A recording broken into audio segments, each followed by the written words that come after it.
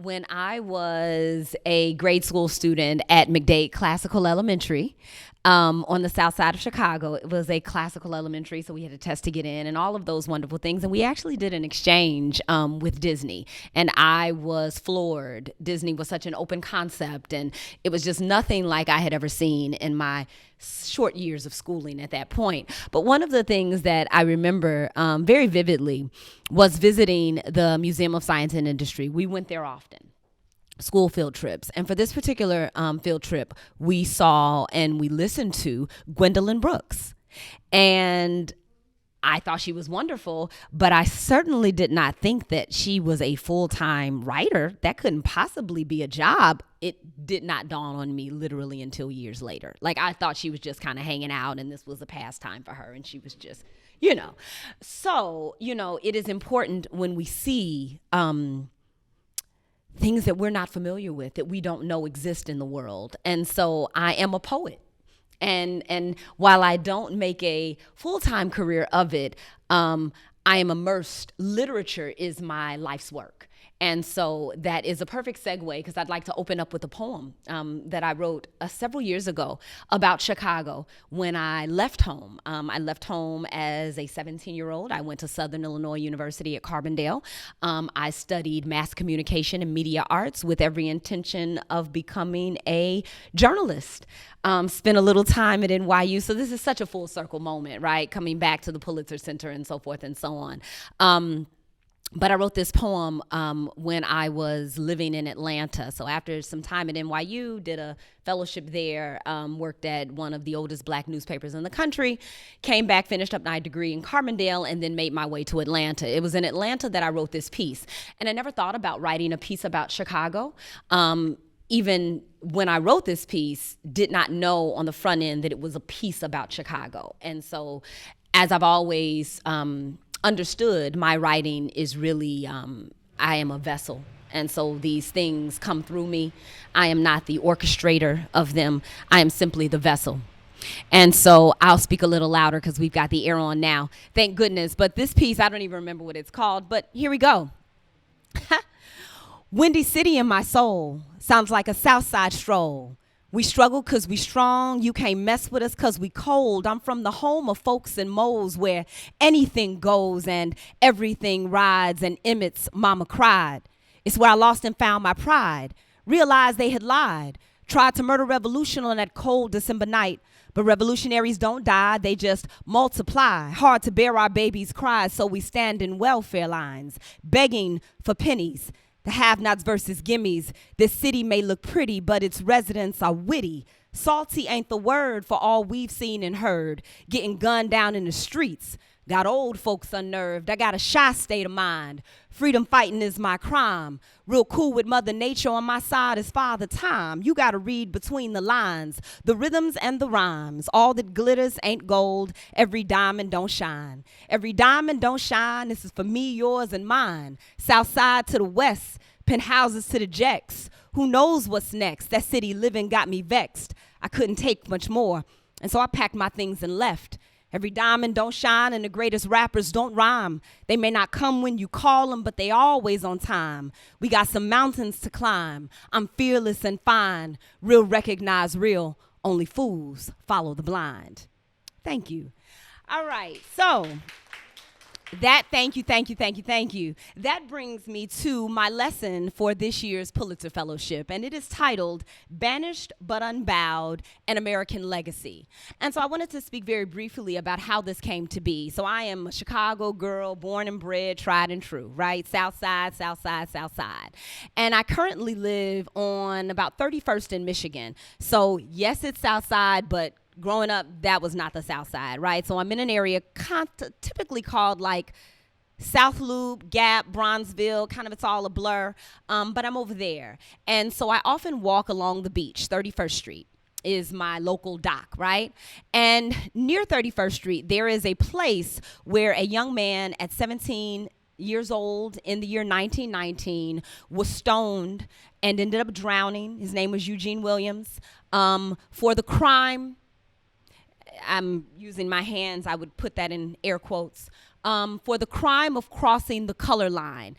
And Yes. And it's always troubled me. Well, since I've learned about it, right?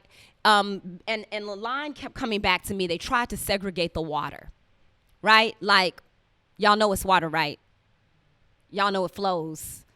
Y'all know you can't put a line there, right? So when a young man crosses that invisible line and his punishment is death, it really resonates with me because of the irony of it, the insanity of it, but also the familial nature of that. My grandmother is a migrator, came up from Okmulgee, Oklahoma, which interestingly I have come to know is the location where the Cherokee folk landed after they had been marched after the Indian Exclusion Act, and landed in this place in Oklahoma and named it Okmulgee in reverence for the Okmulgee River just south of Atlanta, where the center, that river was the center of Cherokee and Creek life in southeast Georgia, right?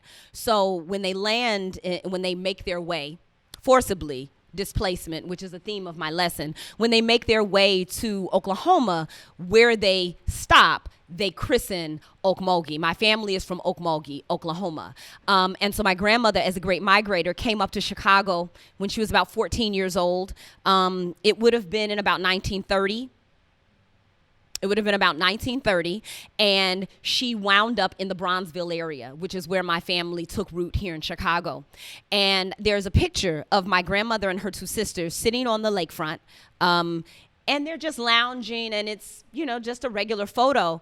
But as an adult woman, as an educator, as a lover of literature and history, I am struck by that photo because it is almost at the spot where Eugene Williams was killed, right? And my grandmother was a black woman living in Chicago in the aftermath of that. And so this is about family history for me. This is about Chicago history for me.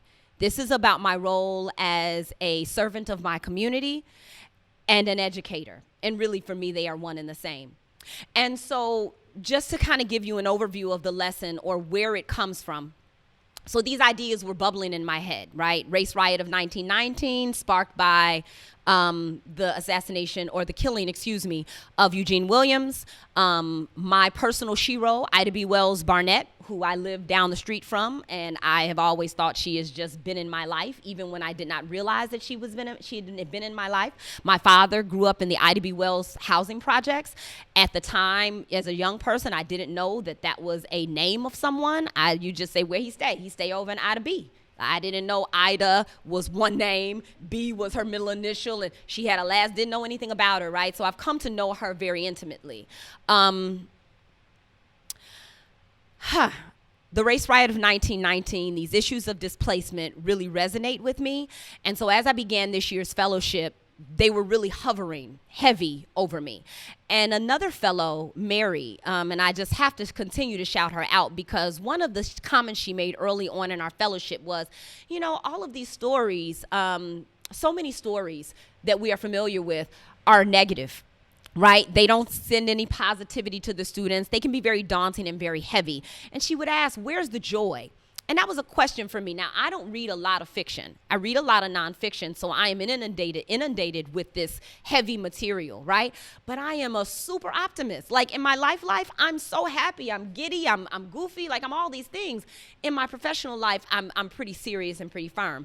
There has to be a balance. And so it is with Mary's kind of questioning that I was led to this lesson. And so it's called Banished But Unbowed because I wanted to talk about the spaces, the historical moments where marginalized groups were displaced, right, from their homes. And I also wanted to talk about the joy. I wanted to talk about their resilience. I wanted to talk about how they have continued to overcome and thrive in spite of. And so I want to just end this part of the session with a unit overview. So this is kind of my abstract for this year's unit. I open with a quote, as I often do, and it begins, she was talking about how the place where she'd grown up in Oakland had changed so much, that so much development had happened there, that the there of her childhood, the there was gone. There was no there anymore. From There by Tommy Orange. Eminent domain, a euphemism for get out. When the residents of Chavez Ravine were told by the City of Angels that their hard-earned homes were slums and would be torn down to make way for subsidized housing, the news was wrenching, but not without precedent. Through law and lawlessness, America's storied history is littered with tales of forced displacement, settler colonialism, the weeping time, Japanese internment, redlining, the list goes on. Because of the often covert and insidious nature of racialized discrimination, claims of injustice are often hard to prove. The loss of land, however, can be quantified. In Banished But Unbowed, An American Legacy, students journey through historical points of displacement and dispossession. Such stories are at best underreported. At worst, they are systemically erased. In a scholarly sense, then, the who and when are as important as the how and why. No matter the instance, the impacted lives have been deemed outsiders to America's social context and physical landscape. This paradox of rendered invisibility is both cause and effect. They are other and therefore rendered invisible. They are invisible and thus rendered other. By diving into the humanity of the other through a range of literary and informational texts, students confront these sobering historical truths. Ultimately, tracing this trajectory leads to a leads us to contemporary communities and their continued ability to resist while thriving. In this space, students are engaged and empowered by tangible examples of the human capacity to overcome. This lesson, at once personal, academic, and civic, positions students as conscientious, empathetic, global learners. And I'll share the rest a little later. So, again, my lesson is Banished But Unbowed, An American Legacy. And what I did in anticipation of coming here was modify it for middle school, right? So in my high school lesson, I talk about these moments of displacement: Chavez Ravine, Race Riots 1919, Japanese internment, Chinese Exclusion Act. But when I'm thinking about modifying it for, and I also teach ninth honors, right? So this could not only be modified for middle school, but it could be modified really on any level, right? And so what I thought was, where in the original lesson, I go from cultural group to cultural group, right? In modifying, I think it would be useful to center on one cultural group, right? So what does displacement look like for Japanese Americans historically, right? What does displacement look like for Native Americans? What does displacement look like for African Americans, right? And just kind of bringing it, distilling it to one cultural group. And so what I've done for this modification is to distill it into information regarding Native American displacement. In particular, I did so because the two Pulitzer lessons that I pulled from, articles that I pulled from, are about indigenous displacement, right? And particularly deal with the land grant situation where through genocide, land was grabbed from indigenous people, and then years later, under the Morrill Act, it was transferred to states so that they could create their public university system. And that's how we end up with the University of Illinois, right? And other universities throughout the country. And so I wanted to distill this lesson to just deal with Native American displacement, and we will work our way up to the land grant situation, but let's deal with displacement kind of historically as it pertains to Native Americans. And as with most units, really all units, I open with media. And so I want to show you all two of the videos that I would play for students, and then we'll get into one of the activities that will kick this whole thing off. All right, let's go straight to YouTube. And Joya really helped me process this thinking, right? I wanted to deal with displacement. One of the things she asked as we were kind of fleshing this out was, well, what about home? Like, displacement only means something if you have a home and you're displaced from it. So we got to deal with the question of home. So what I open with is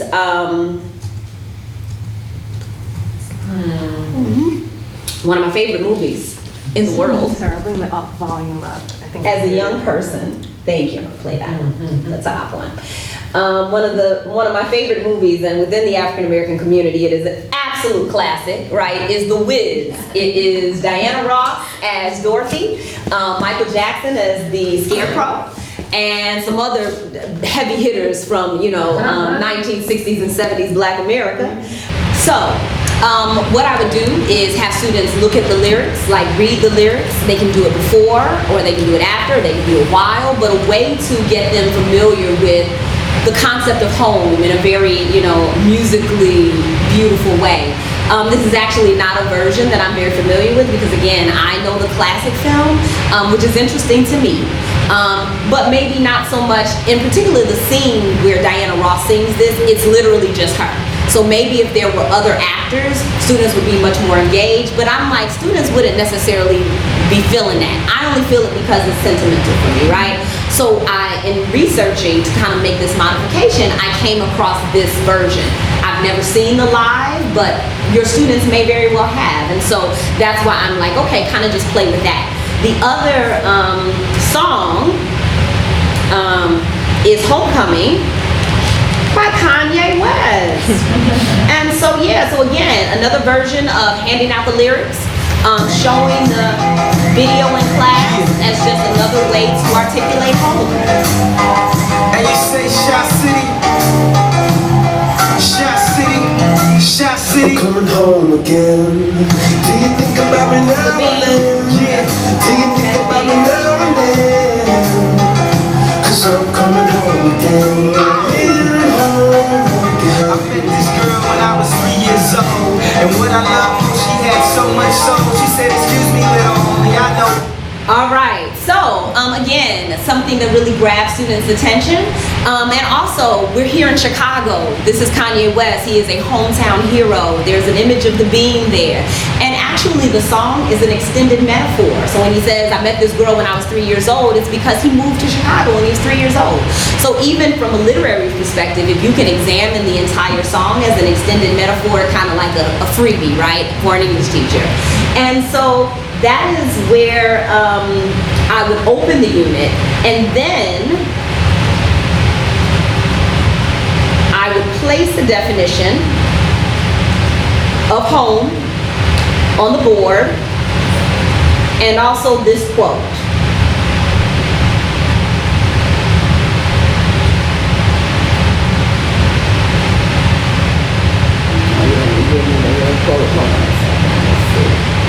There we go. The ache for home lives in all of us. The safe place where we can go as we are and not be questioned, right? And so what I want to do is I want to hold space just for a minute. And I want you all, this is what I would have students do as we open this unit. I want you all to jot down some ideas about home. It can be, you can think in the abstract, you can think in the tangible and the physical, you can name a city, you can name the people in your home, but what is home for you? And so when students are given that question, I'm asking some of the questions that I just kind of presented for you, but just a little more. What makes a place home? Can you feel at home without a physical residence of your own? And I think that that's very important that we ask that in that way, because some students do not have a physical home that they can say, this is mine. They may live with family. They may live in a car. They may live in a shelter. They may live in temporary quarters. And so I think framing it that way would be very important. And then you can also prompt them to describe your ideal home. So again, just gonna hold space for us to do this activity in 1 minute. If you can jot down anything that comes to mind when you think of home, and then we will share aloud.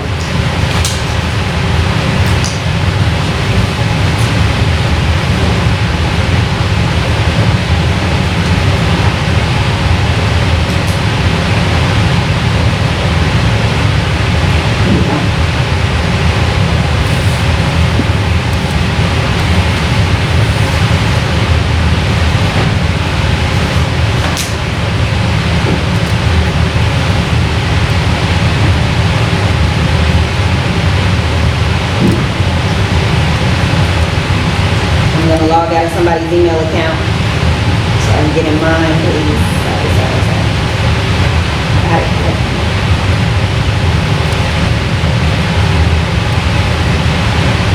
Gotcha. 1,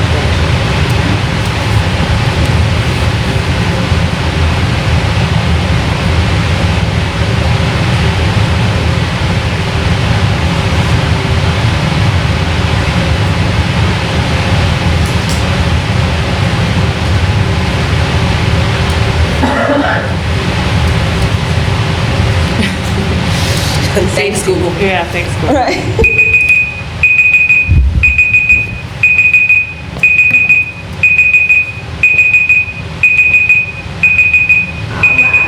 All right. Any volunteers to share? You can share a phrase, you can share a word, you can share anything that you want to share from what you jotted down. I said being safe and comfortable. Being safe and comfortable. Nope. No words. I wrote down expansive. Expansive. Not physically, but like in terms of opportunities, ideas, and sounds. I love it. I love it. Anybody else? Memories. Okay, mom, memories, play, books, trees, friends, quiet, safety. I love it. I love it. Yeah. So you all can see how students would really be like, yes, home. What you got? The first thing that came to mind was coffee, because when I move, I always make sure I know where my coffee maker is, so it's Right. like those boxes in the back. Yes. But like when I go stay with my parents, even if it's not the home I grew up in, one of the ways my mom likes to make me feel at home is like she'll bring me coffee in the morning, you know, and it's like she's excited that I'm back. I'm excited to be back. I'm happy to be back, and you know, so that's, you know, it's this, it's you know, a little thing, but also like memories of, you know, coffee being made at my grandparents' house for family dinners and things like that. So. And I love you for saying that because my children live in Brooklyn, but I raised them in Atlanta, but we're from Chicago, right? And I came home after I sent my youngest to college in Manhattan. And so when I say home, I mean wherever I am. You have a home wherever I am. And even though they were born here, they don't necessarily consider this home. But I love the idea that wherever, you know, even if it's not the house that you were raised in, that wherever your mother is and wherever there is coffee, right, you are home. I love it. Yeah, that gives me some comfort because I'm like, I don't have a home for them. I don't know where's home for y'all. I don't know. As long as you got your coffee maker. Hey, man, we're good. This is home. I say wherever I am, it's home. All right, so this is the lesson itself. It is, you know, we're in, what would you call this phase? We're in pre-publication. Pre-public, stop it. That part, right? So, yes, so you all see that it gets a little lengthy. Actually, this is the modified version for, middle school. So I anticipate it'll take about 2 weeks. Again, it centers itself on the Native American displacement. One of the sites that I'm really excited about and students really liked, and this would be in this conversation about home as well, is, it is the Native Land Digital. There we go. And so again, Joya and Fareed introduced me to this. Thank you so very much, right? And you put in any address. I'm going to put in my address in Atlanta just to kind of see what happens. I imagine it will say Cherokee, but you put in any address and it will tell you on whose land. Yeah, I know it's weird. I lived in Atlanta and my address was Heatherland. And the street over was Heather Court. And then there was Heatherwood. I felt this is my world. Everybody else is just living in it. All right, so I'm saying the Muskogee. Okay, and I'm familiar with that from family as well. And I know there is a huge Muskogee population in Okmulgee, Oklahoma, right? And so again, students can put in their home address, they can put in any address they want, and as kind of an offshoot, as a supplementary activity, then you can ask students, okay, well, do some exploration, some independent exploration on the Muskogee tribe, right? Come up, tell us 3 things you found out. Tell us 3 questions you have. They're all kind of offshoot exercises that you could do just from this particular website. And so the last thing I want to show you all as we process, right? As we process through this lesson, what we end with is, and I've got a couple of ideas here. In line with the high school version of this, we end with students composing a digital museum for all intents and purposes. A digital museum of what they have found about the land grant universities, right? So I'm going to show you. It's better for me to just show you what it is. It's in this. And that article also links to a place where you can research the land grant universities if there's one in your state. And that's actually led to some really cool restorative work. So some of those universities have taken actions and reparations to those communities. They have. Joy, I have a question. I am in the copy of yours, but I cannot seem to find, would you know where my digital, the Sway? Website. Yeah. Because when I go to Sway, just try to, it seems to be blocked or something. You know what? Hold on. There are other ways to get this. Hold on. Sway, office. Sway. This will be student Naomi Yamalet. What I may be able to get you, so many checks, right? What I may be able to get you all is even just one student, so you can see like an in progress one of these. And his fellowship units are published on the site. So this unit is among the group from this previous school year that are being published by for August, for the start of the next school year. But there'll be a tab for student work where you can see the end examples. Okay, so I really wish we could get to kind of the overview, the larger website, but this would be one of the pages. What I had students do was they created essentially their own digital curated exhibit of land grant universities. I had 3 young ladies, a core group of students. They worked on the home page and kind of the big picture. And so what they were able to compose was, it's really gonna blow me that I can't get this. What they were composing was the home page where we would house all of the individual groups pages that were created about individual land grant universities. And so what you all are seeing is an individual land grant university page, right? So students were given the map with all of the land grant universities, and then they, as a small group, 3 to 6 students, were responsible for selecting which university they would explore, and then they had to hit all of these parameters, right? So first things first, an image of the indigenous nation that is there. So forth and so on. But this is their whole page. Again, there is a, they first had to talk about all of the indigenous tribes that were sacrificed in order to make that university happen.